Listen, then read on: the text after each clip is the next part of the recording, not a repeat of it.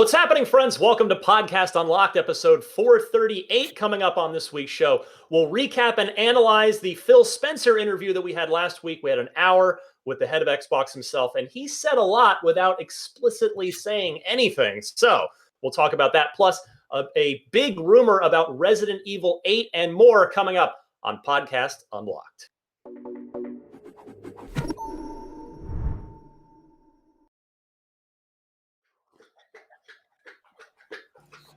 What's happening, friends? Ryan McCaffrey with you alongside a drinking water Daisy the Boxer puppy right over there, if that's picking up on Mike. Destin Legary. Hey, everybody. What? Hey, everybody. What? Damn.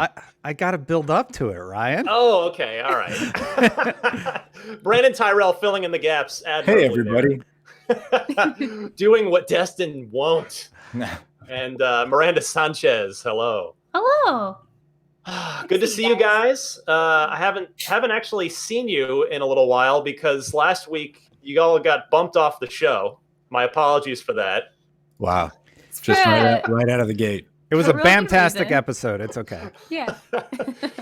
Yeah, it was good to see Mr. Phil Spencer. I couldn't get a word in edgewise, Ryan. It's almost like I was producing the show.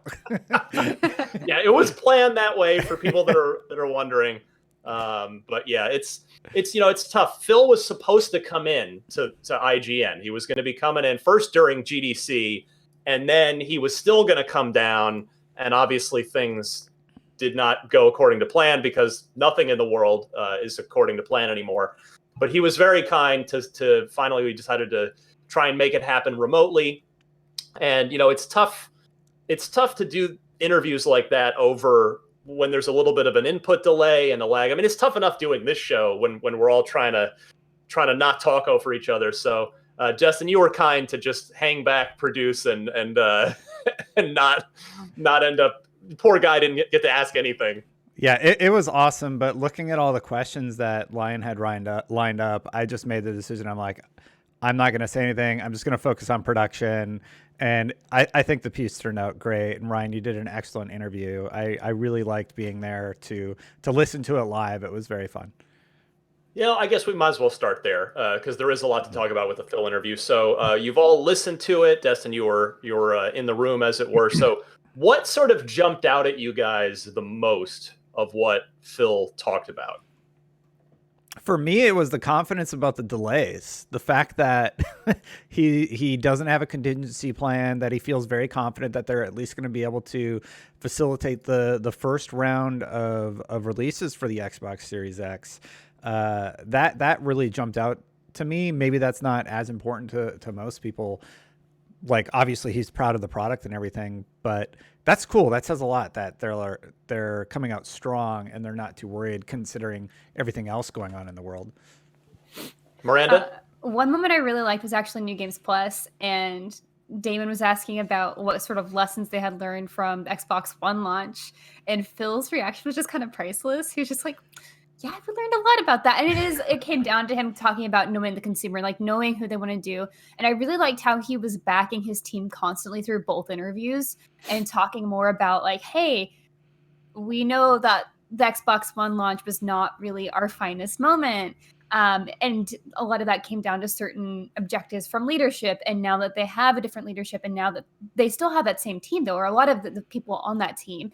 And he's like, it's not necessarily that. It's just that we need to have that direction and that focus that really makes us stronger together. And I think it was really great to hear him talk about his confidence in that team. And I know he commented on how, Ryan, you had said that they seem confident. And yes, he was commenting mostly on how he is glad to see that that's kind of exuding because that's what the team feels too. And so it's good to hear that they're as confident as we think they are.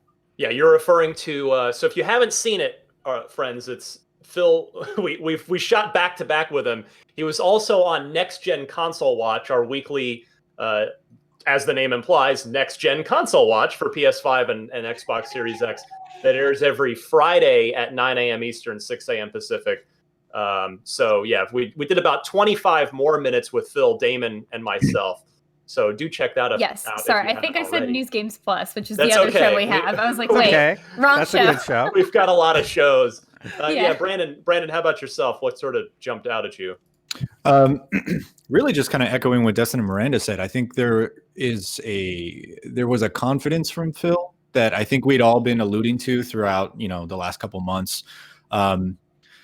And a lot of what we're seeing right now is sort of could be chalked up to like, oh, it's marketing. They're putting their best foot forward. But when you watch Phil talk about the team and talk about the next console and where Xbox is at as a brand, it really did feel kind of like a peek behind the curtain. Like what you see is sort of what you get. There isn't really any grand strategy other than just like, we're very confident in what we have. We're really confident in Microsoft supporting the Xbox brand, which I think is really important when it comes to price.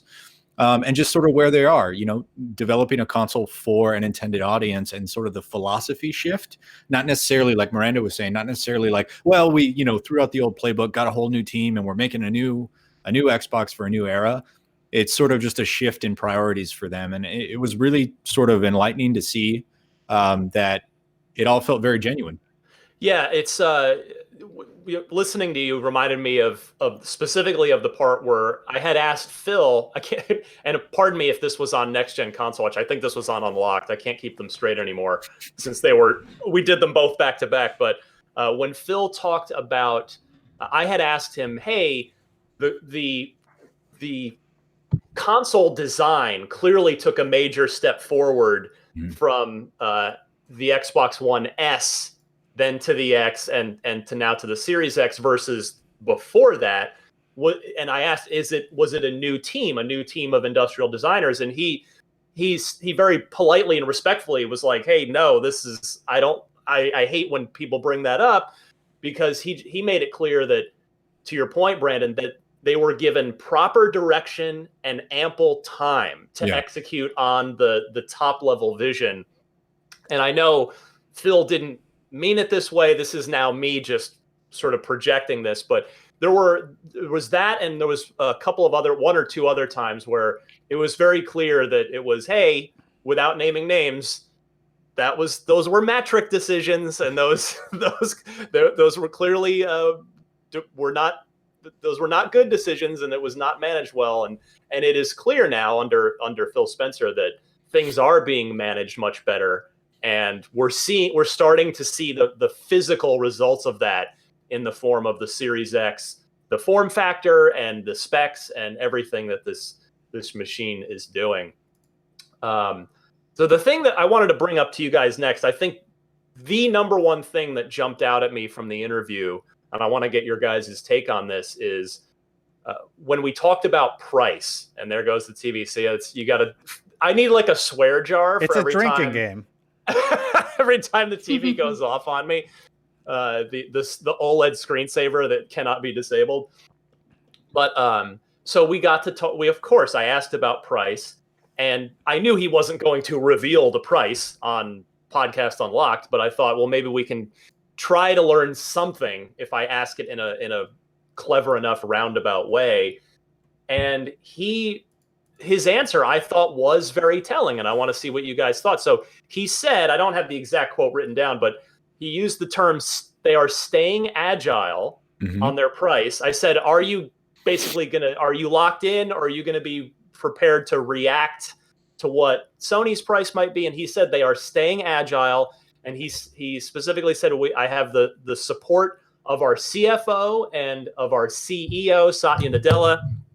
And from there, see, it's just a comedy of errors over here today between the TV and the pop filter. But he specifically said that he's got the backing of the highest of the high at Microsoft, as well as they are prepared to stay agile. So I interpreted that as, I no longer think, I had been convinced, we've talked about it on this podcast, I'd been convinced it was $600 and then the Lockhart would come in lower. I now no longer think that. I don't think it will be a penny more than the PlayStation 5, whether the PS5 is $500 or what have you, but I think it's going to be at worst the same price as PS5, possibly even cheaper. Yeah, I thought there was a really interesting phrase that he used, kind of harkens back to what we've been saying this whole time. And I'm paraphrasing, I don't remember the actual quote, but he basically alluded to the fact that like hardware is the loss leader when you're developing, and then you make it back on subscriptions and services and software, the S's, you might say. I thought it was really telling that he used that phrase. So, and I believe this was next gen game console. Watch. Whatever that is. We got you. We're with you. Some combination of those words. Show them your coffee. Show them the coffee that's coming. Hey, it's right here. I think totally derailed me. I think it was really, really telling that he used that phrase so closely to when he was speaking about the backing from Microsoft. To me, that says they're comfortable operating in the red with the launch of the Series X to regain market share. And you don't pitch that without actual data and analytics to back it up, which makes me think that maybe they looked at the last time they did this, and the resulting effects from it, which would be the 360 era, right? The 360 was sold at a loss for years.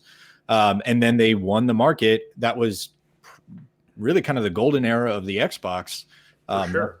Thus far. So that actually was really telling to me, because we'd been saying, like, I personally have been believing myself, is like, I really think that, like, just buy the market share back. Microsoft is in a position to do this and Sony isn't. Spend the money to buy the audience. And, moving forward, you have the market share that you've been losing over the last 6-7 years. Right. $1.4 trillion market cap, Microsoft.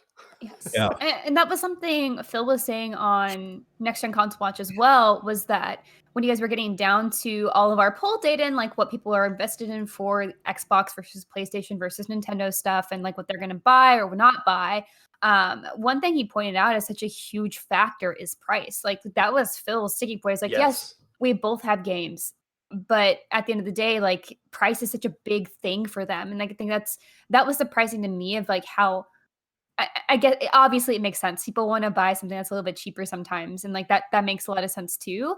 But for him to be so stuck on that, and like knowing that it's such an important thing, and not just to consumers, but also to them, that did also kind of put me in the same footing with you, Ryan, of like potentially seeing it be less than 600, which I did not think would ever happen. So I thought they're going to be like, well, we're confident in our console, we're confident in our product, we know what we can offer here, so we're just going to come out and put it at what we think it needs to be valued at because of what we're offering in the system. But now some comments could be less, so that's exciting. Destin. Yeah, so pulling back the curtain a little bit, I'm live switching the whole episode while giving my opinions on this, but we appreciate it. Ryan, to your point, yeah, there's no way the Xbox gets beat this generation. I think they're going to come out at a great... On price, you're talking about. On price, yeah. They're going to come out at a great price point. They're not going to be undercut by Sony, exactly like you said. And I do think that is what he's alluding to. I think we even hypothesized on Unlocked a few times that they're purposefully going to wait as long as they possibly can before they talk about price. And they might even come out with some sort of incentivization if Sony comes in lower, where they just cut the price to match theirs. I could imagine. Well, that's what we were hypothesizing a long time ago. I could still see that happening personally. They know that they need to get the install base quickly. They already have the services lined up really, really well. The games are going to be coming further down the line, so they're not going to get off on the wrong foot with a odd price point. Yeah, to your exact point, I thought that was touched on when I asked about pre-orders, and he said later this summer was what he said about pre-orders. So again, this is now I admit I'm really, really reaching on this. I don't feel like I have much of a leg to stand on, but I wonder if that means they want Sony to blink first on the price before they reveal their price. Now, that said, they probably know what Sony's price is going to be, as far as the components are largely similar. They're both AMD-based Zen 2 cores with similar GPU architectures.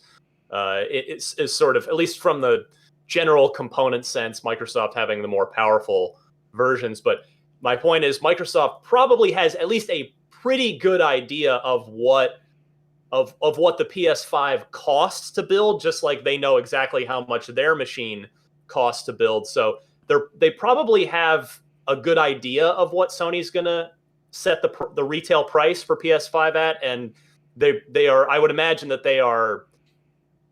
It's not that they necessarily have an envelope A and an envelope B, but I still think they probably want Sony to blink first, so that then they can come in and say, all right, well, we're the same price or a little less, and we're decidedly more powerful than you. Yeah. And that point is coming quickly. I mean, yes. You have to open up pre-orders before you can open up pre-orders. Well, you don't have to, but you should have a price in mind. Phil seemed like he was pretty adamant making sure that they had a price before they opened pre-orders. Yeah. And like you had said, I like the analogy you used. One of them, seeing who is going to blink first, but it really is kind of a game of chicken at this point. Like the sort of late summer, I imagine July is probably the latest you can go. I don't know. I don't know if there's. I guess that's probably we don't have enough retail knowledge and expertise to answer that very well. Sure. Of how that needs to sync up with your retail partners. I do think that barring something in lieu of an E3 this year, I do think barring some sort of big event in June, you know, I imagine a price is probably coming in July, so you can get pre-orders for November, right? And again, all that is in flux, but it'll be interesting to see who pulls the trigger first, knowing that not only are you competing with, you know, what the other guy is doing, you're also competing with putting enough runway in front of a consumer to start saving. That's a good point. That's a really good point. And it's the interesting thing is, if whatever events they do, they had already committed to a digital event during E3, which now IGN is going to put on the equivalent of. We're going to talk about that in a little while. But the one, I guess, thing is, on the one hand, as I've said, I think Phil and the Xbox team have been setting us up this whole time of convincing us. But they've shown everything, the ray tracing, the quick resume, all these incredible specs, 12 teraflops, that they've got us convinced it's going to be 600 until now, so they're going to basically under promise and over deliver on the price side. On the other hand, though, if there is an E3 press conference, using air quotes, where they're showing a bunch of games, the longer they go without announcing the price, the more of a sort of issue hanging in the air that's going to be. So I feel like there's probably a weird balancing act there between getting people excited, trying to maybe make Sony blink first, but also you got to give the price at some point. So I'm going to be curious to see what order these things occur in. I think there's one more question that needs to be answered before they drop the price. And that is the answer to the question of, why should I buy an Xbox when the Xbox doesn't have games? You know? Great point. Yeah. I would imagine it would behoove Microsoft to set up the price announcement either in tandem or slightly after we get a big info dump on Halo Infinite. Yeah. And Forza, and probably a lot of future titles. You know, maybe they announce Fable in some light capacity, et cetera. Just imagine a Halo Infinite CGI trailer backed up with actual gameplay this time. Right. You know, build that hype, make that the conversation that's happening, that everyone is talking about. And on the back of that, only on Xbox Series X, November, whatever, $499, you know? Right. That feels like the sort of strategy that you need in order to get people excited to buy a console, rather than just, hey, here's our price. It's also $500. So pick which one you like more. You got to give them a reason, and then give them the means to acquire that reason, you know? Excellent point. So for me, really quick, the longer that I think Sony continues to not say anything, the weaker they look position-wise. I think they've done themselves a really bad. They put themselves in a detrimental position because they did this odd conference, and then they've just been absolutely silent. They're not talking about price, and I don't know if that's like an overconfidence issue or what's going on, but I really do think Sony needs to come to a consensus internally and start talking about what they do have to offer their community besides audio things that is very hard to convey. Yeah, that was a GDC presentation. Yeah, I'm aware of that, but they've continued to not say anything about the PS5 even after that. That was 2-3 weeks ago now, and at most they clarified how many backwards compatible titles that they're going to have. That and they've only delayed games, so yeah, I mean, in their defense, they have a much larger margin of error than Microsoft does. Yeah. Absolutely. They can screw up a lot before people really start to bail on them.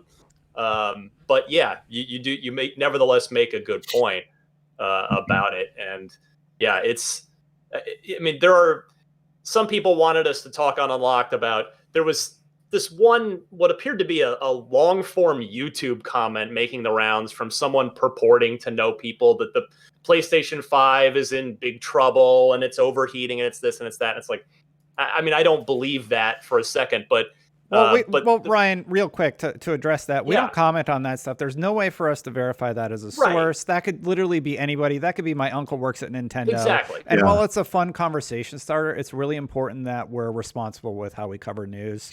So that's usually how I address commenters, because we get sent that stuff a lot. They pop up on the Unlocked Facebook group a lot. And yeah, they're really fun conversation starters. But we have a little bit more of a responsibility when discussing those finer points. And I have to address this a lot on the NG Plus, which has come up a few times on this episode. And that's why I just wanted to bring it up on Unlock, because you mentioned it. Yeah, no, I appreciate that. And the point I was driving at, to kind of back you up there, what you're saying is that Sony, by virtue of Sony staying quiet, like you're talking about, Destin, they are opening themselves up to those sorts of rumors, whether they're founded or not, kind of picking up steam and running wild. So that's a consequence of their choosing to stay quiet for a while. So Sony has said they're not attending E3, but now there is no E3 and the world is very different. All bets are off. So I am really curious to see how they respond, because at least we talked about this all last year, that we wanted to see Microsoft go on offense rather than be back on their heels like they spent the entirety of 2013 doing. And they have done exactly that. They have put the ball in Sony's court. In the game of horse, Phil just stepped up from the top of the key and just drained a 3 and said, "Okay, here you go, Jim Ryan. You're up, or else you're going to get a letter." And like, so I would argue a lot of sports metaphors. They're all coming together. I would argue that Sony's got maybe an H, maybe an O on the board so far, and Phil just keeps swishing buckets out there. For me, Sony took the ball and just chucked it at the backboard, and it went flying off. That's for me personally. That's where I'm at. Can we start calling Phil buckets? I would love that. Can you tell that I miss sports? I miss sports. All right.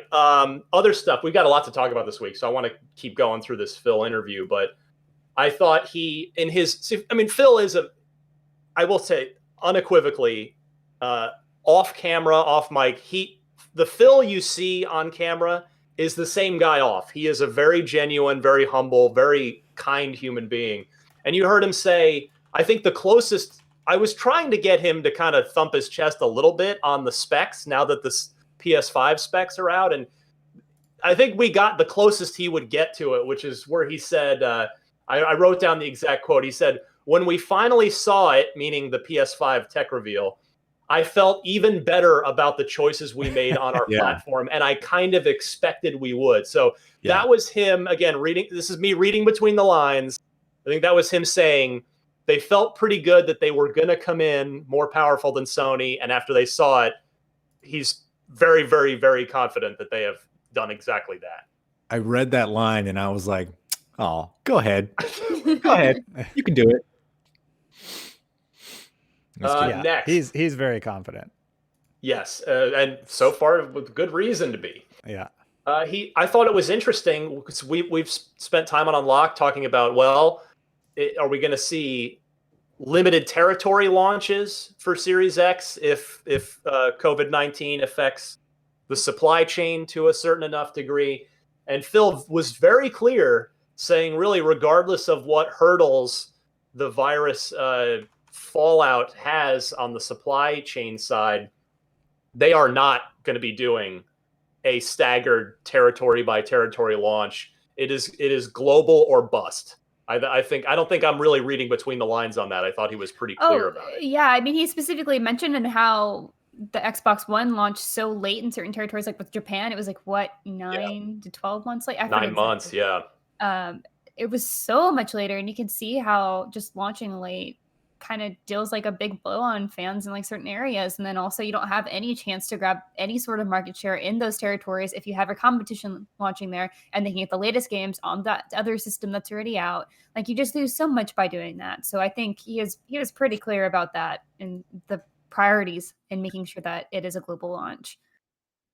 Yeah, and I think that's important too, because North America is the home of Xbox. Really, it's got the strongest market share here in the U.S. and Canada.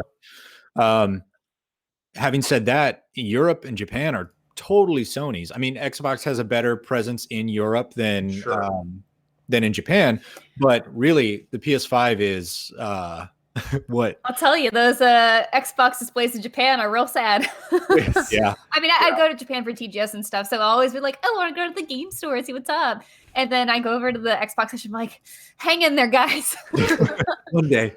Someday you'll get there. It's better. I would love to see them make a like super big push again, like they did in the 360 era with Eternal Sonata and Odyssey. But it's the market has largely spoken in Japan. But anyway, speaking of games, I thought it was interesting that Phil said that no single game, not even Halo, would delay the launch of the console itself. Mm-hmm. So with this, this was on the back of the conversation about the work from home challenges that everyone in every facet of life is now facing for the foreseeable future. But not even if Halo gets delayed, it is possible that Halo will not be a day one launch title. Not saying like it's going to happen, but he was pretty clear that the console's coming, whether Halo and Forza, etc., are ready or not. I think that's really cool. What that says to me is that they are not coupling the value of the console with any piece of software. So often in the past, you see consoles launching with amazing quintuple A game, and those two are what is going to be partnered and sell as a package. With the Series X, it really does feel like they're very confident about this piece of hardware because it is such a great value, even without the software that you're hoping comes to it day and date, right? You've got all the infrastructure and ecosystems, and a lot of this is to the good work that Microsoft has done building that walled garden of an ecosystem over the last couple of years. But like once Series X hits, you're already going to have hundreds of games to play on it. So, I think it speaks to the value of the hardware itself. I would be heartbroken if Halo didn't launch with Series X. Oh yeah, me too. Not to miss that point, but it is good to see that confidence. But also, I would rather have Halo be 3 months late and be a Fantastic. 10 out of 10 rather than them push it for launch and have it just be buggy and a mess and have everybody turn on it. And we spoke about this. It's in Halo's best interest to do that too, because this is really kind of, I don't want to say the last chance. They've got to get it right. They have to get this right. This is like the teacher is now watching you, Yeah, you take the test. That's true. No, you're right. Yeah, I don't. I'm not worried at all about Halo 343. That's all they're working on. While the Xbox is working on the console side of things, 343 is just doubling down on Halo, and that's all they're focusing on. It doesn't seem like it's been impacted by anything, so I don't know. They just seem so confident, and that instills a lot of confidence in me and their product. And like I said about the whole Sony perspective thing, the fact that they're not saying anything makes me more worried. While 343 is, hey, we're still working on it. They're very open about where they're at in the development process while keeping news to a minimum. Now, speaking of games, Phil, I thought it was very interesting as well that Phil also suggested, again, I don't think this is much of a stretch, what I'm about to say here. He really seemed to imply that we should probably not expect a very large first-party day one launch lineup, and that it was more important to have a steady diet on a somewhat regular cadence rather than he mentioned, hey, maybe it wasn't a great idea it's not a great idea to have like 8 games at first party games at launch, and rather be better to space them out.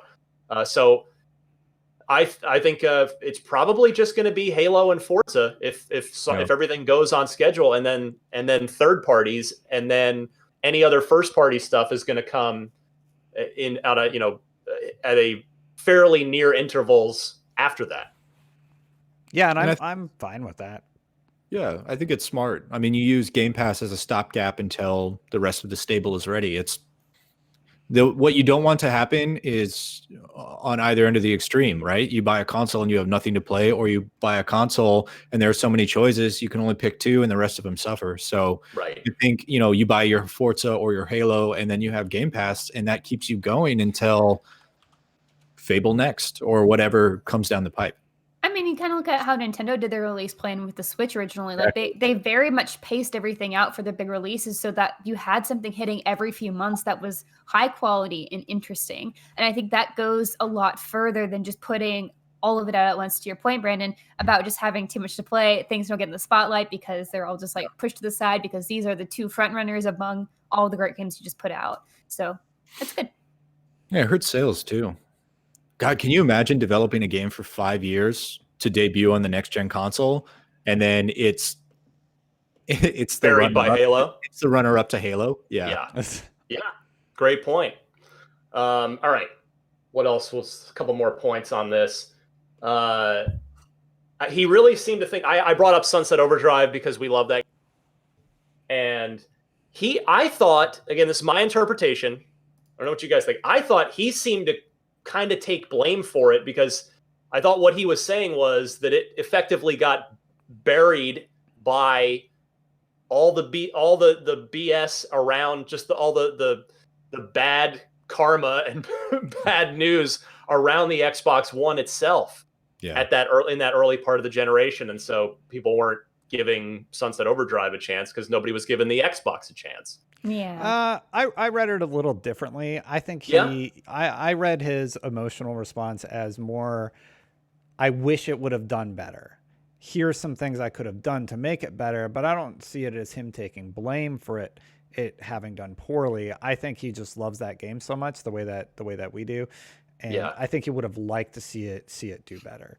So, yeah, because, and then the company went on, and I believe they were purchased by Sony, correct, Ryan? Exactly, yeah. Yeah, so it's got to be a little bit of a sore spot for him to have something like that, have a great game, and just have it fall short. Yeah, because remember, he was running first-party games. Like, that was totally under his watch. He wasn't the head of Xbox yet. So, yeah, he seemed to genuinely feel bad about that game getting not getting its due. So yeah, I thought that was an interesting point of conversation. And then I guess real quick, it sounds like we should not expect many more Switch releases of Xbox games. We've got Ori and Cuphead, Minecraft, but it sounds like again, this is me reading between the lines. I forget his exact phrasing, but he said something about setting clear expectations for people. My interpretation was, it sounds like they're not really going to do that very often, if at all, anymore. Yeah, or it'll be a one-off, and we'll very clearly identify which. I imagine like a Fable would be a perfect fit for the Switch. If and when that happens, they'll say, judging from what he said, they would say, hey, Fable's going to come to Switch, rather than leaving us here to guess and wonder, like, ooh, are we going to be able to play Halo on Switch? There's no way next-gen Fable is going to be running on Switch. It just won't be technically possible. Yeah, but I think it would take a major hit. Yeah, but have you played them on Switch? I have not. Do you know what they look like on Switch? I have them on my One X. So I love my Switch, but I am not going to play those games on my Switch. Yeah. And then the last thing here, the optical port. So we brought that up, and he seemingly just said that they could spend the money, the $1 or $2 that it costs times 100 million that they want to sell, that they could spend the money elsewhere on that, and meaning for just to put it back into the raw power of the box, and that they have the data on who's actually using it. When you plug in your console, they can see if you've got an optical connection plugged in, and they felt that was not there was not a large enough subset of Xbox owners to make that cost worthwhile to carry over. So they reinvested the money elsewhere in the console. Smart, super clear answer. I loved it. They also did say that they I want are my working optical with port. that they're working with partners to make sure that older headsets still work and like making sure that it's all going to work out. Yeah, that was like they're really just pitching you. No, sorry to interrupt you, Miranda, but that was literally my fine. reaction. I was like salty about it, and then they said exactly what you said, how they are working with partners to make sure that like this headset that I'm wearing still works. Yeah, it's So not like I was surprise happy. everyone. A bunch of your products are just not going to work. Sorry. Yeah, I love that before they even announced or made the decision to remove the optical port, they were already speaking with Astro about how to adapt and firmware code the compatibility with your Astros, because I've been using Astro A40s for a long time, maybe a decade. 3 days, too. 4 days. Yeah. This Right? It's just being dumb. Just ignore me. No problem. Can do. I've been using Astro A40s for a long time, so it's really cool to hear that like the peripherals we already have, and it lines up so much. It so well lines up with Microsoft's messaging that like, hey, your Xbox One peripherals will automatically work with Series X. So now your third-party headset will too. How awesome is that? Yeah, I don't know how they're going to do it, but that's really cool. If you remember fight sticks, like for fighting games, you had to buy all new fight sticks for the PS4 and the Xbox One, and that sucked because then you actually needed one that worked for the Xbox and one that needed for the PlayStation if you had both consoles, and they at first didn't have one that worked for both. It was a bummer. So very happy to hear that they're coming up with solutions. All right, Brandon Tyrell. Hi. By the time this podcast airs, we will have had a new episode of Inside Xbox. What are the highlights this week, or this episode, I should say? Oh boy, put me on the spot here, Ryan. It's almost like I haven't prepared for this. Let me window tab over because all this is happening on a laptop. So Inside Xbox is airing today. By the time you're seeing this episode, it will have already aired. So you might already be privy to a lot of the announcements. But some of the bigger news coming out of it, that Grounded, that cool sort of backyard survival, very friendly aesthetic game from Obsidian, is going to officially enter early access on the Xbox Game Preview and Xbox Game Pass Ultimate on July 28th, so next month. And that's cool. Okay, they had originally said spring on that, so I guess but everybody understands the delays at this point. Right. We're all a victim of it. Yeah, and it's a new IP from a studio that's working on no fewer than 3 things at any given time. So I get it. Sea of Thieves has a new update out called Ships of Fortune, and it actually does something that I think is really cool. It basically is expanding the basic job sort of feedback loop of the core quest line, which is take a quest, go do the thing, drop it off. Now you can enhance that and become an emissary. It allows you to kind of customize the voyages, but we'll have more information on that. And then lastly, some Xbox Game Pass news. Reminder, beginning of April, a few new games hit Xbox Game Pass already. Nier Automata, Become as Gods edition, which I believe is the collector's edition. It's pretty much like I'm pretty sure like the Ultimate Edition, just everything all bundled in. Gotcha. I'm pretty sure. I forget exactly what it added. I bought it like a month ago. I'm just like, dang it. I haven't played it yet. I played it. Have you? Not all of it though. I haven't beat it. I'm jealous of Really you. great. It's well regarded. Yeah. Yeah, No, I mean, we have it on many best of lists, and it scored really well as well. So Nier, go ahead. The backgrounds are really ugly, and some of the textures are really bad. It's not a pretty game, but there are very cool things about it. Like the combat design's pretty fun, usually, except for some of the top-down stuff that is not a fan of that. Oh, I liked it. I thought the intro was wacky. I hate the transitions. We could get into this, but yeah, we'll talk about it after. Nier Automata and Totally Reliable Delivery Service, which is kind of a wacky physics-based game. Those are out now on Xbox Game Pass. You can download them already. And then for PC, Overcooked 2 is already out. Having said that, On April 19th, so in about a week and some change, there are 2 more games coming to Xbox Game Pass: Alvastia Chronicles, which is sort of an old school RPG, and Journey to the Savage Planet, which is a first-person exploration shoot 'em up. That's pretty new. That game's pretty new. Well, we reviewed it. I think we reviewed it fairly decently too. So yeah.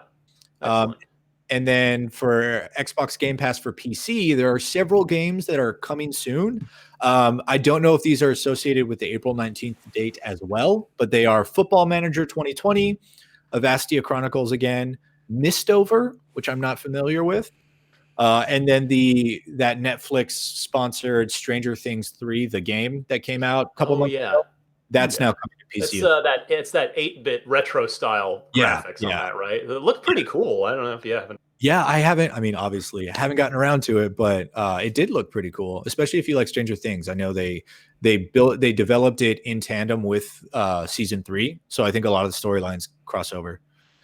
You know, one other thing that comes to mind with Grounded, it's we've complained a lot about never having anything to play in July. So here's probably a good opportunity for Grounded. You're talking about, Brandon, a new IP.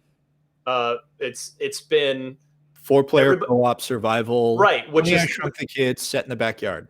So you kind of it's a good opportunity for them to get some eyes on and hands on that game that people that wouldn't ordinarily give it a try, because it'll come out at a very quiet time.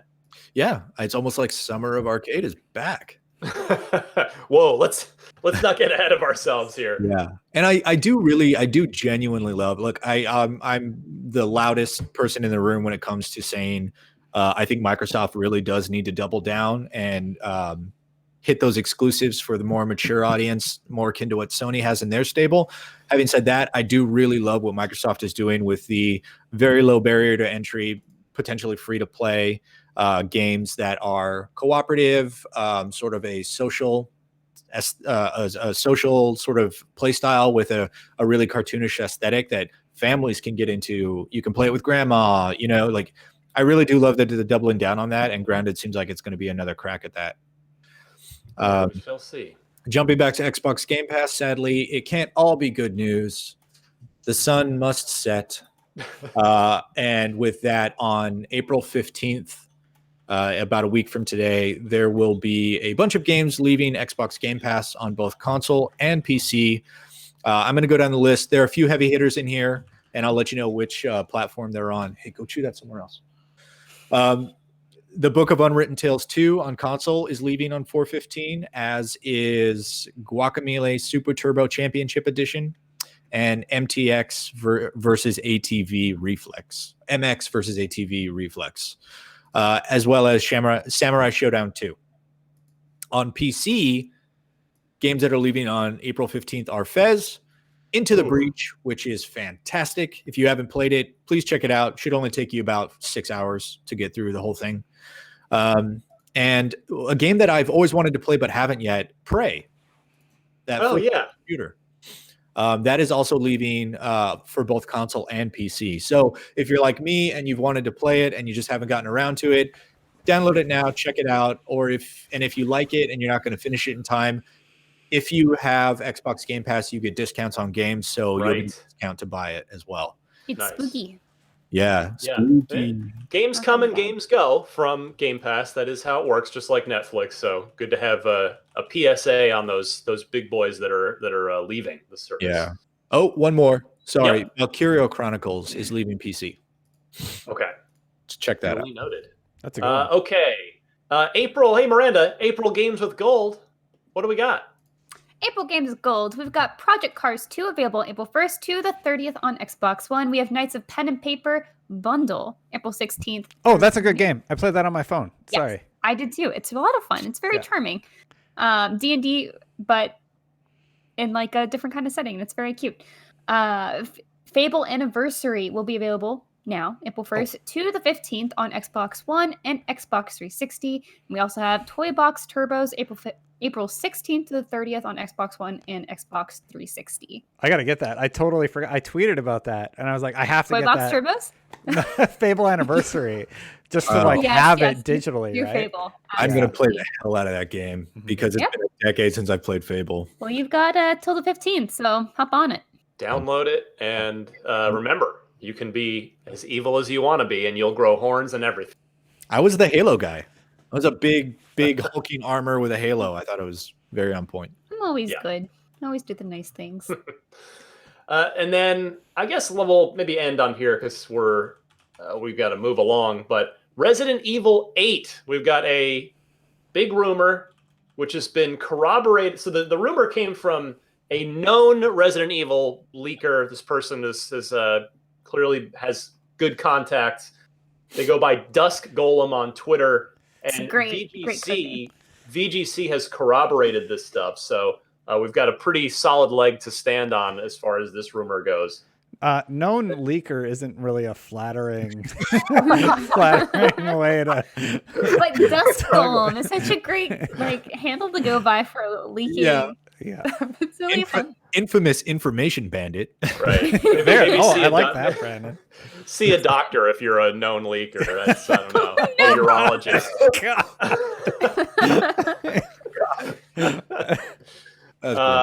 Could be a prostate issue. I don't know.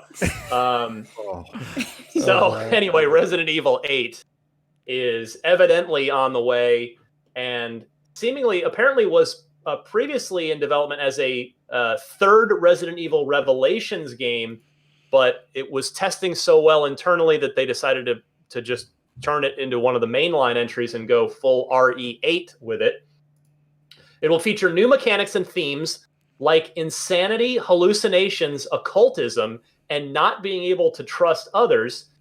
Dusk Golem also stating that he or she, I actually don't know if he or she, had seen a gameplay sequence featuring a sequence where you're in a village with multiple routes trying to make your way to a castle, being attacked by beastmen, zombies in armor with swords, and a witch that laughs a lot. Yes.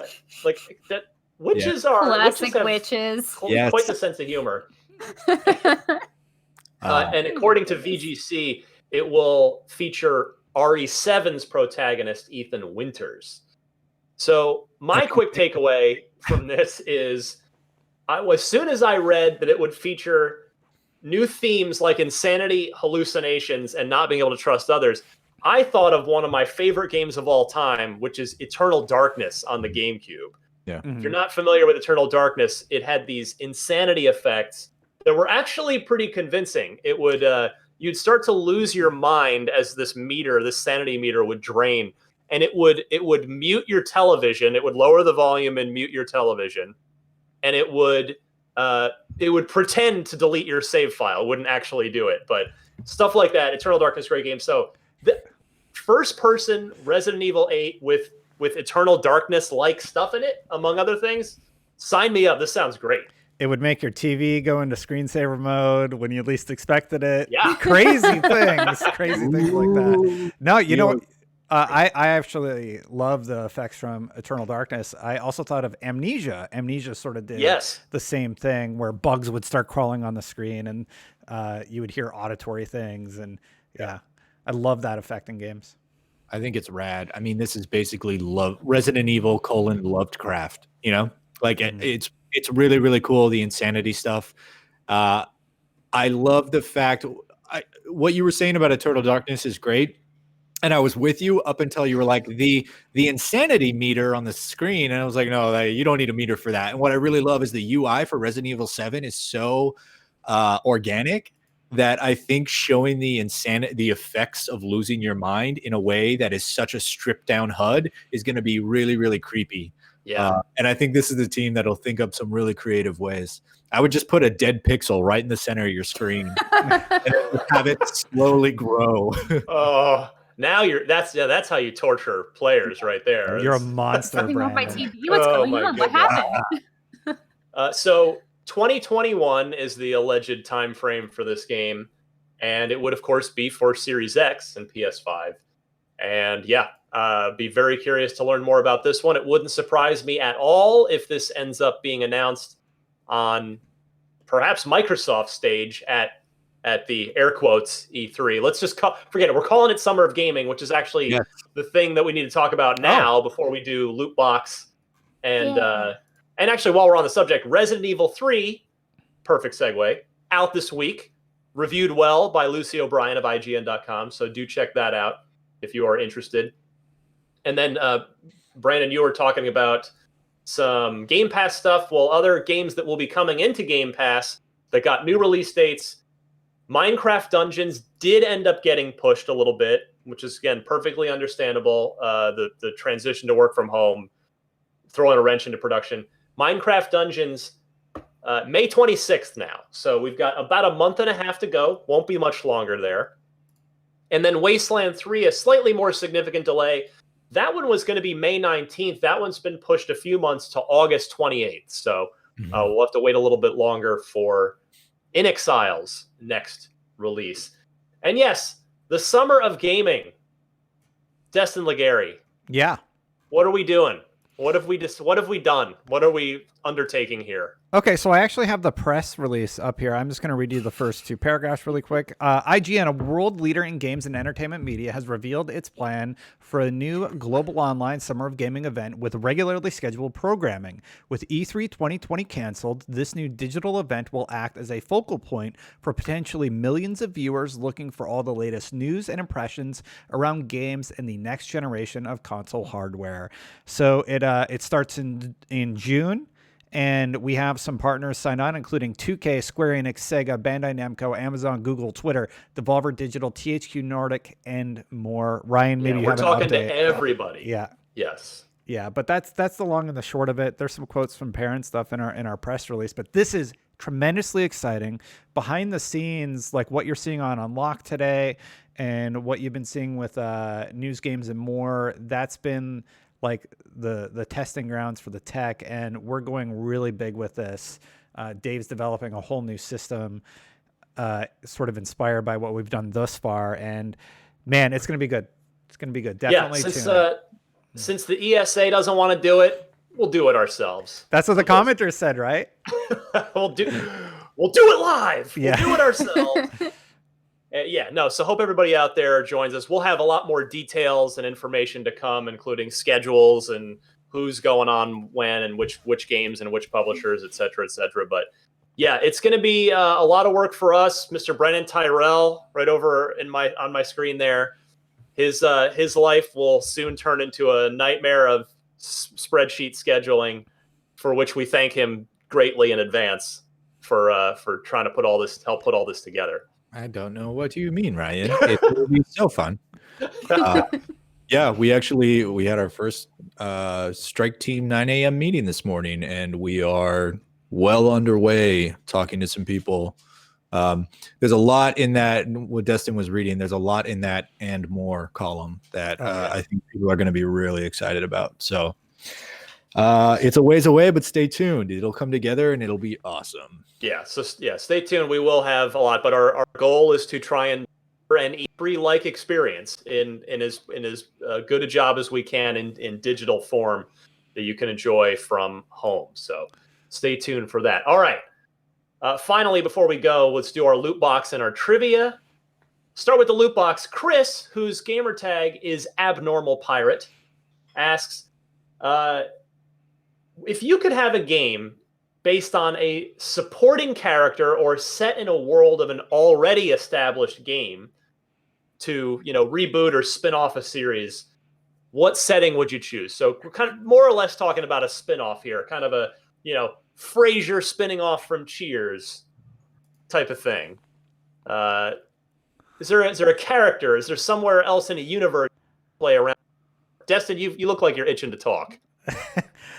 Locke from the Halo series definitely needs his own series. I think Locke would be an excellent choice for this. Absolutely. You got he's got his whole team. In all seriousness, Buck if I'm being serious, Buck might actually be an interesting choice. If I'm being honest. Any chance to do work. Yeah, absolutely. Right. Like that. I mean, wasn't ODST kind of that game though? You're not wrong. Yeah, I could probably come up with a more serious answer if you give me some time. But I mean, yeah. Even if you just go with Blue Team having their own game, like just give Blue Team their own Halo spinoff. Just really dig into like all of their stories, because we didn't get to explore the stories in Halo 5, which we thought we were going to do. Oh, Right. that's so good. Yeah, Like the a- side like kind of character Master Chief in Halo 5. It'd be great for them to get their own game. Well, no, Miranda, like, are you- obviously excluding Master Chief. Yeah. The adventures of the rest of Blue Team. Well, that's like they just like Team. they're so important in the books, and like The getting to search yeah. for John. they're so good. That's what I'm saying. It's like in the books, like they have like their own stuff going on, and I was so excited to see them come in like for Halo too. 5, and then they're just like, well, I guess they kind of exist here. It's like, all right, Yeah. all right, guys. God, There's I way hate, more that, I going- hate that campaign. I just can't. Yeah. My hatred for video game hatred, not any sort of real life hatred, but my video game hatred for that campaign has not dimmed in the last 5 years. Boy, do I need Halo Infinite to redeem it. Please, Halo Infinite, please redeem it. Yeah. Brandon, give me something. Give me something good. Reboot, spin-off. Give me something. Keep it going. It'll be a spin-off of Halo. But it'll be starring Mendicant Bias, and it'll be like No Man's Sky, and he just flies around the galaxy discovering civilizations and being really shitty to them with his dry sarcasm. Oh, that's such an impressive monument, you know? I think that'd be really fun. Can I tell you my jokey one? Yes. Okay, so whenever I was at the Coalition for, I think it was for the Gears 5 IGN first, I was talking to Rod Ferguson, former studio head of the Coalition, about doing a dating sim for Gears characters, because they're all so attractive. And they're also like, they're so personable, and they're so fully developed as characters. So I think it'd be really great if we take it back a few steps from this current generation. We give Dom some more time in the spotlight and let him go find a new love.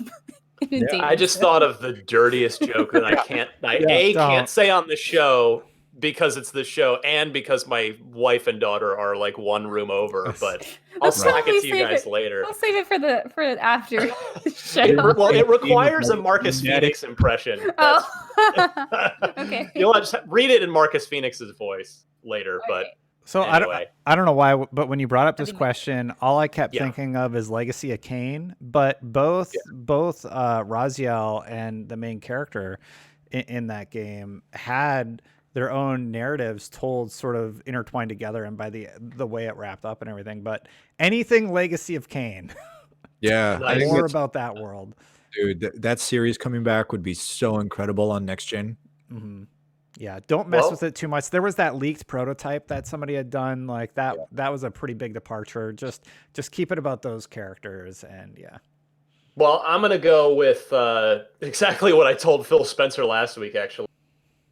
Let's bring back Perfect Dark, but as a recast, not as a first-person shooter, but as a third-person, stealth-driven action-adventure game. Will That you would be play the the... alien? No, still Joanna. You're still Joanna Dark, but just let's reshape it as away from a shooter and more towards a stealth game. That is what I believe the world needs, particularly the first-party Xbox world, to fill that the gap. And Phil has talked in the past about sort of having a lot of representation genre-wise in the portfolio. And they didn't used to have a role-playing game. Yeah. So what they bought 2 role-playing game studios. And now we're getting Wasteland 3, which was of course in development before the Microsoft acquisition. And then it'll be interesting to see what In Exile does next. And then to your point earlier, Brandon, about Obsidian, we know that there's a relatively tiny team working on Grounded, which is not a role-playing game, but there are 2 other teams that we know of at that studio. There was the Pillars of Eternity team that's been working on something that we don't know about yet.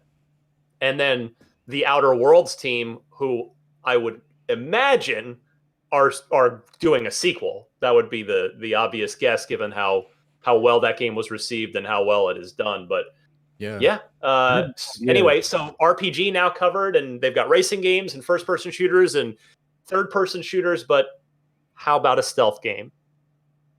What else don't they have? Survival horror. Make it about an ODST who gets separated and lands on a planet and has to survive. Yeah, against a bunch of super nightmarish flood. Flood. Ooh, Ooh, yeah. yeah, like Flood are scary. flood infected planet. But I'm talking like you have to eat and drink and you have to maintain your body temperature. Oh, see, that's survival games. You want me to? No. I don't want to. Like, life is a Survive. survival game right now. I don't need that in a video game. Oof, too real. What Yeah. about a game where you're a TV and you try and turn off when the host least expects it, and you have to time it perfectly, so like he's distracted a little bit, and then you turn off. Just wait till he starts talking. I'm just happy that I kept it on the whole time during the Phil interview last week. Now I it shouldn't doesn't call even it matter out. now. I shouldn't call it It's out. true. It's like a It's fun fine. game for me. Do a shot every time the TV goes up. Anyway, Sometimes there's that little cursor and it goes kind of crazy. And you're like, wow, Yeah. what's happening there? it's got its own little like mouse IR sensor. cursor thing. Yeah, Ah, kind of neat. fancy. Anyway, Did we answer the question? I think we're good. Yeah. Good job, Chris. Again, if you want to be friends with Chris on Xbox Live, hang out with a cool person. At least I think, judging from his question, I think Chris is cool. His gamer tag is Abnormal Pirate. If you have an loot box question, send it in, unlocked@ign.com. And that's also how you send in Unlocked Block trivia questions. Trevor, and this is a great gamer tag right here. A little Halo inspiration, but a clever Trevorian twist. Trevor's gamer tag is Pillar of Awesome, which I just think Nice. is well done, Trevor. I like that. That's all one word if you want to friend him. So here you go, guys. This one stumped me. Which is not in the top 10? We talked about Xbox in Japan earlier, Miranda. Yes. Which of the following is not in the top 10 selling games, 360 games in Japan? So top selling, and it's obviously it's a whole different market. Xbox hasn't done well there historically, but of the games that have been there, of the games that have sold, one of these three didn't crack the top 10 in Japan, meaning just on Xbox, not relative to anything else other than Xbox games. Is the answer E, all of them? Haha, probably. But so was it Gears of War, Halo 3, Blue Dragon, or Lost Odyssey? And as you contemplate that, I will remind you that Destin is trailing here. It's not late in the year, but we're into April. Destin with just a single point on the board compared to Miranda and Brandon with 4 each. Oof. So, Ooh. Destin, a lot of pressure this week. So, okay, which is not in the top 10 Xbox 360 games sold in Japan?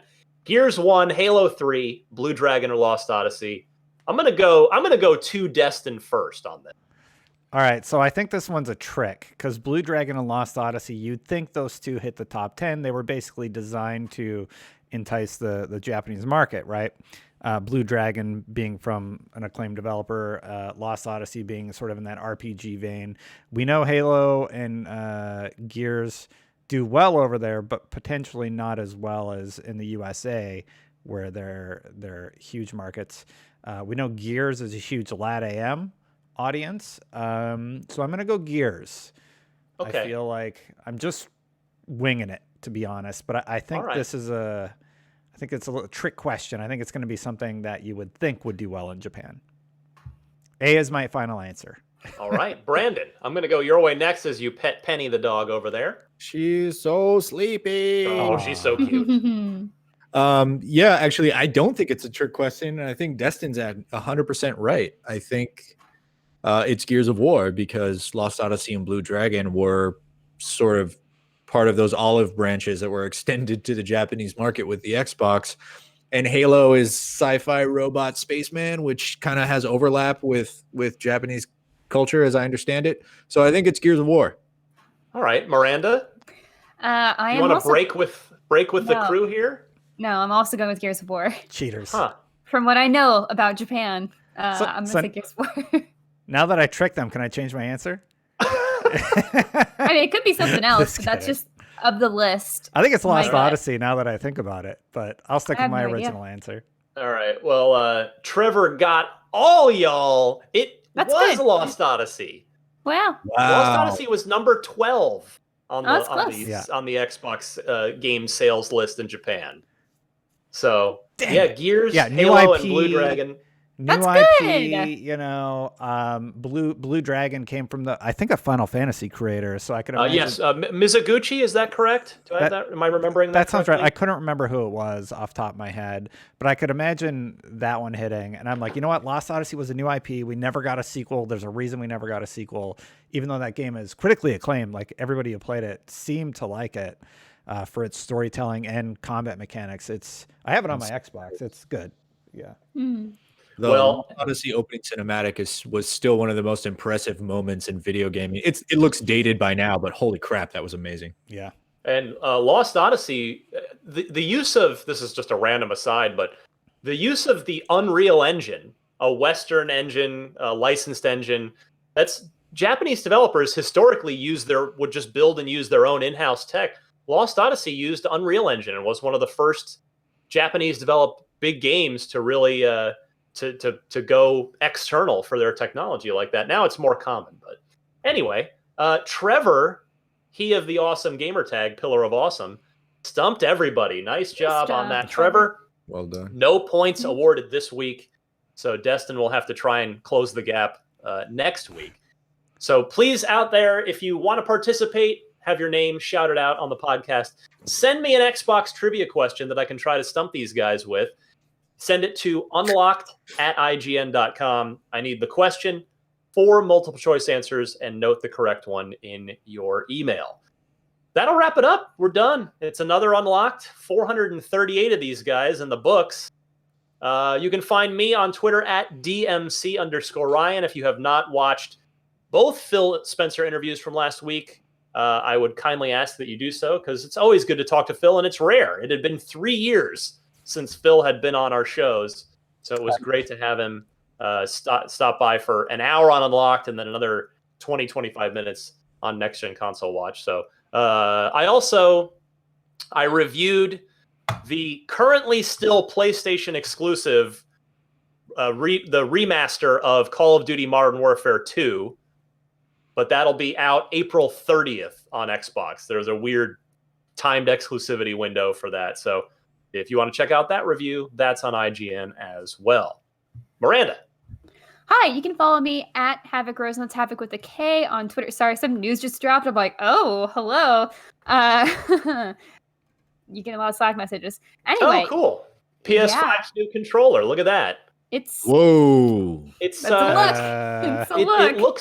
It looks bigger, longer handles. Let's just talk about this real quick. Thank God they changed the design. I hate the DualShock. I hate it so much. It hurts my hands to hold. I think it's just because of my hand size. I don't know what it is, but I always it's just like after too many days of playing it or something. Anyway, it looks like they changed it pretty significantly. So it looks like it has the same convex thumbsticks, which I prefer.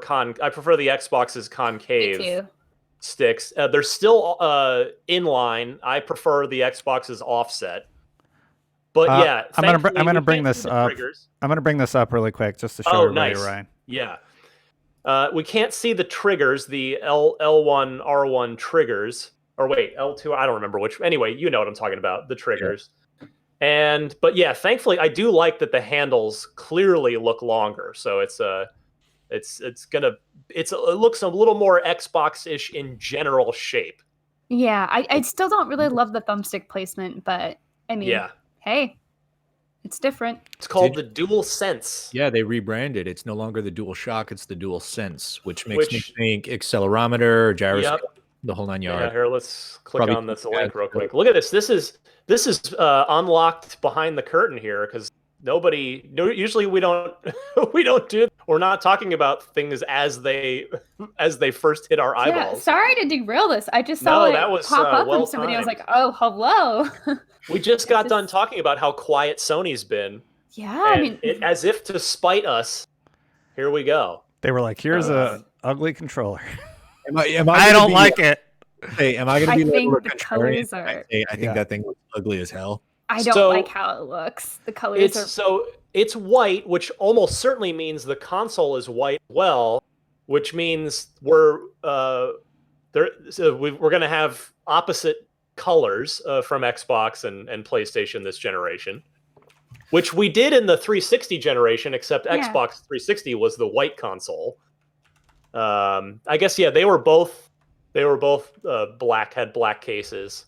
Yeah, for and this it's gen. like, if you guys haven't seen this photo at some point, somehow, it's white with a.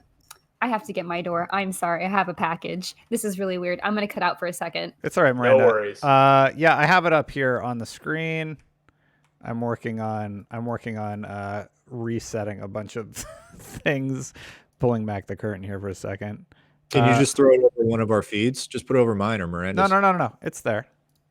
There you go. I already showed it once. I'm just bringing it back up here. So yeah, that's what the controller looks like. I don't know what else to say about it, man. Woof. Anyway, the boomerang? You remember the boomerang? No, Destin? What, Ryan? You don't like it? You don't no, like dude, it? I don't like it. I think it looks weird. It I looks don't like. It looks like a Mad Catz third-party peripheral. Yes, Exactly. I don't like how the colors are laid out on it. Like the black under it just doesn't look right. Oh, Like, there's it's just- okay. just There's weird. if you scroll down the page, I don't know if Destin, you want to bring it up. You can see a shot from the side that does show the triggers, and they look pretty similar. They're still not proper triggers, but they're closer to that by the looks of this. let's Yeah, see give me a here. second. Yeah, what else is this thing doing? Yeah, it's like unlocked after hours. Yeah. But it's an interesting, Xbox guys they have radically evolved the console itself, both in terms of the overall horsepower and the form factor of the box, but they've very intentionally, subtly iterated on the controller because they already had the best controller in the world, and PlayStation is at least on the controller side doing the opposite. They are doing a more radical reinvention on the controller side, and it'll be interesting to see if it has a very different form factor on the console itself to match. Yeah, I got the side up look there now. Nice. My immediate reaction was, ugh. Like, honestly, like that's, I don't like how it looks. It does look like you guys said, it looks like it was designed by a third party, which very much threw me off. I think once we feel it, we might come around a little bit more. I personally don't like the white and black sort of Oreo mix that they've done. And that's what's throwing me off the most. Me too. Like, I think this could look so much better if it's just one color. Like, or if they put the black in a different place. Like, it's just the colors that are really throwing me off. Go ahead, Brandon. This is from PlayStation Blog. They said, about the colors. Traditionally, our base controllers have a single color. As you can see, we went a different direction this time around and decided on a two-tone design. All in all, we went through several concepts and hundreds of mock-ups over the last few years before we settled on this final design. DualSense has been tested by a wide range of gamers with a variety of hand sizes in order for us to achieve the comfort level we wanted with great ergonomics. There are also notes, so it's got haptic feedback as far as the feature of the controller, which it more or less sounds like what Nintendo was promising on the Switch with HD Rumble, but they kind of bailed on that. And so it'll be interesting to see if Sony really follows through over the course of the generation. Because on paper, haptic feedback's really cool. Yeah. It has a built-in microphone array. So you won't need a headset to chat. That's cool. Wow. I like that. Well, I mean, if people stuck around to the end, they got our first reactions to the controller as it broke. Beyond. Yeah. Maybe we should wrap there, Ryan. I don't know. Yeah, it sounds like a good spot to stop. And yeah, let me come back over to Discord. So let's see. I had self-promoted. Miranda was in the middle of promoting. And I was like, sorry, let me derail this whole show again. Yes, so next week I have a very, very, very exciting piece going up on Monday, so please stay tuned for that. It will be very relevant to Xbox audience, so I hope you like it. Ooh, very teaser. hard on it. Yes. Other than that, keep it on. Ryan, your mic. Because we're working real hard. Oh, no! Hey, but we got Daisy the dog. So. Trying to get the dog, that's what happened. Yes, so lots of exciting things happening here at the end of the show. That's how it goes. And you can follow me again at Havoc Rose, and that's Havoc with the K on Twitter, Instagram, and everywhere else. Brandon. Let's get out of here. You can find me on Twitter at Brandon Tyrell. I want to sign off before there's a wardrobe malfunction. Let's just go. I already had a delivery, so who knows now? It's all going south at the end of the show. That stuff. Yeah, thanks for tuning in. I'm super knee deep in Summer of Gaming, so I honestly can't think of anything to promote right now. Just you can find me on Twitter and go to IGN because keeps the lights on. Sounds good. Destin Legary, take us out of here. Follow me on Twitter at Destin Legary. Be sure to stay tuned to IGN.com for more on our Summer of Gaming event. There's going to be a lot of development in that respect. Fantastic. And we've got the adorable kitty to take us home. If you're not watching on video, subscribe to our YouTube channel, youtube.com/IGN Unlocked, because now you can see how we all live. You've got pets wandering into the frame, which is good, by the way. We've got all kinds of shenanigans going on. All right. For Destin, Miranda, and Brandon, I'm Ryan. This was Unlocked 438. Hope you enjoyed the extra weird, extra strange place this podcast went towards the end, but it's all good. That's how you just see how things really go around here. That's what it is. All right. We'll see you guys next week.